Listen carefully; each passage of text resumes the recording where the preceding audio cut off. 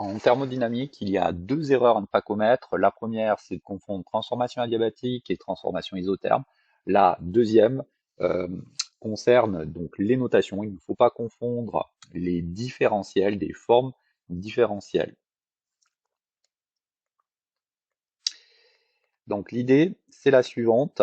On va à chaque fois avoir une transformation élémentaire et une transformation macroscopique correspondante.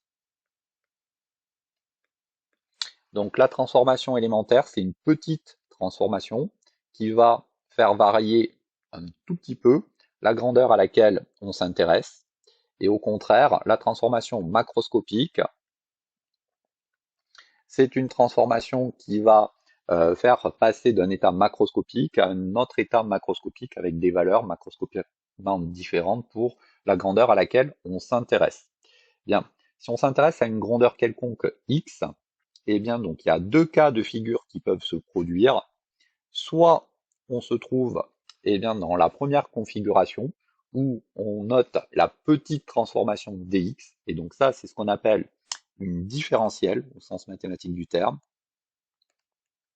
alors que le deuxième cas de figure correspond à une forme différentielle.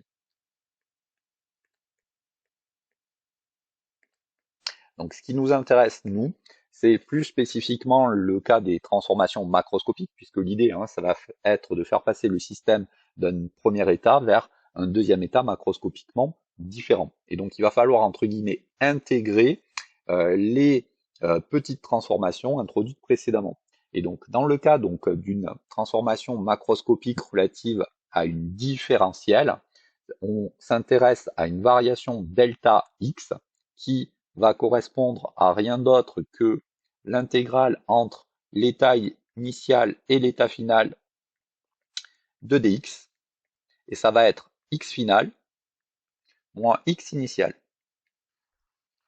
Si par contre on s'intéresse à une grandeur x qui est caractérisée par une forme différentielle, à ce moment-là, eh bien donc la grandeur qui va correspondre lorsqu'on s'intéresse au passage de l'état initial à l'état final, ça va être grand X.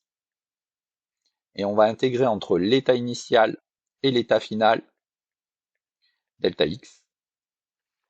Et là, on ne peut pas dire grand-chose de plus. Il faut connaître l'expression de la forme différentielle delta X pour savoir quelle est la variable d'intégration et ensuite eh bien, pouvoir intégrer correctement. Bien. Donc on retrouve ces configurations pour différentes choses. Donc déjà au niveau des variables d'état. Donc les variables d'état, eh bien ce sont les variables qui caractérisent eh bien notre système, à savoir principalement la température, la pression et le volume. Pour une transformation élémentaire,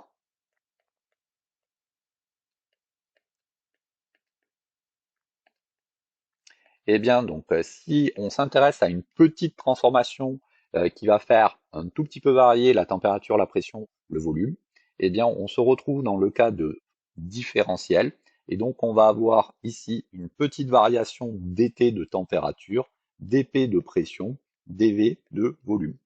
Pour la transformation macroscopique qui va correspondre,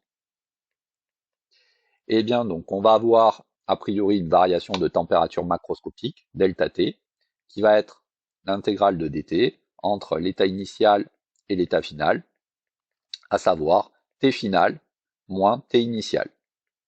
Pour la variation de pression, eh bien c'est la même chose, intégrale entre l'état initial et l'état final de dp, à savoir P final moins P initial. Et pour le volume, c'est la même chose, delta V est égal à l'intégrale entre l'état initial et l'état final de dV, à savoir V final moins V initial. Ça, ce sont pour les variables d'état que sont la température, la pression, le volume. Bien, là où il faut faire attention, c'est au niveau des grandeurs énergétiques, puisque là, on peut se retrouver dans les deux configurations.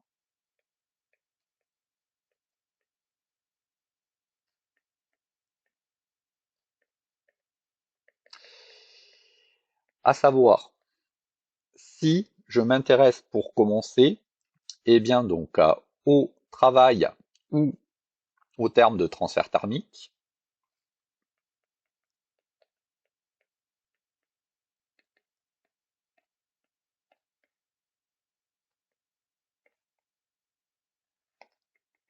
qu'on appelle communément la chaleur.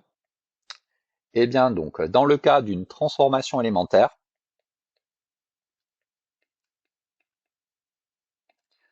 on travaille cette fois-ci avec des formes différentielles, delta Q, delta W. On a déjà rencontré ça en mécanique pour le travail, hein. Et si on s'intéresse, eh bien donc à la transformation macroscopique correspondante, eh bien donc le terme de transfert thermique, ça sera l'intégrale entre l'état initial et l'état final de delta Q, et le terme de travail, W, l'intégrale entre l'état initial et l'état final de delta W. Donc là, attention, hein, ça n'a aucun sens d'écrire delta W ou delta Q, hein.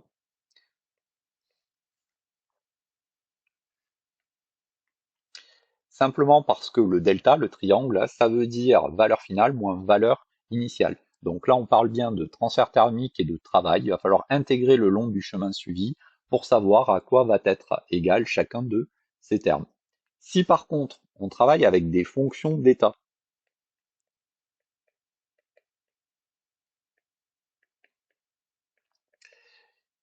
en première année, on va principalement en utiliser trois: l'énergie interne et bien l'enthalpie, qui sont des grandeurs énergétiques. Et puis on en verra une autre qui s'appelle l'entropie, elle est notée S, qui elle n'est pas une grandeur énergétique par contre, mais une énergie sur une température. Et bien donc pour ces deux grandeurs énergétiques que sont l'énergie interne et l'enthalpie, on a encore une fois, dans le cas d'une transformation élémentaire, et bien cette fois-ci donc des différentiels, donc du, dh. Donc ces deux grandeurs énergétiques seront définies de manière complète un peu plus loin. Et pour les transformations macro,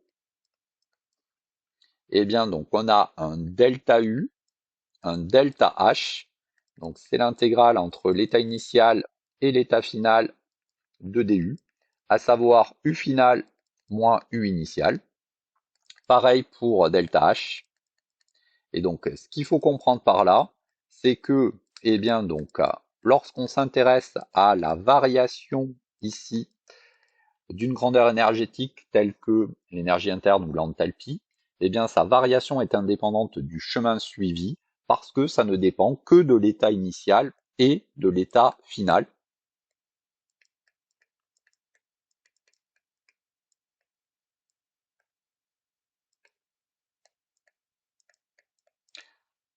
Donc ça ne dépend que de l'état initial et de l'état final.